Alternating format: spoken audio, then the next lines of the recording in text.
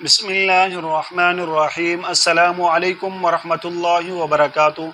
जी मैं हूँ मौलाना अब्दुल गफ़ार क़ासमी, ऑनलाइन कुरान पाक टीचर, और मैं दुनिया के अक्सर ममालिक में 8 सालों से ऑनलाइन कुरान पाक बच्चों को पढ़ा रहा हूँ। तो मुझसे मेरे काफ़ी दोस्त अहबाब सवालात करते रहते हैं कि ऑनलाइन बच्चों को किस तरीके से पढ़ाया जाता है और ऑनलाइन बच्चों को, स्टूडेंट को किस तरीके से तलाश किए जाते हैं।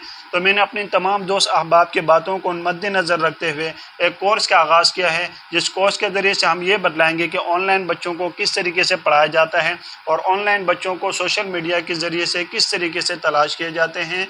तो इस कोर्स के ज़रिए से आप लोग अपनी स्टूडेंट बना सकते हैं, जैसे कि मैंने बनाए हैं। इस कोर्स के ज़रिए से आप लोग अपने ज़रिए माश को बेहतर से बेहतर बना सकते हैं। और इस कोर्स के हमने एक मुख्तसर सी फ़ीस रखी है। तो जो भी मेरे दोस्त अहबाब मुझसे ये कोर्स करना चाहते हैं तो वो मेरे व्हाट्सएप के ज़रिए से मुझसे कांटेक्ट करें। जज़ाकल्लाहु खैरन। अस्सलामु अलैकुम वरहमतुल्लाहि वबरकातुहू।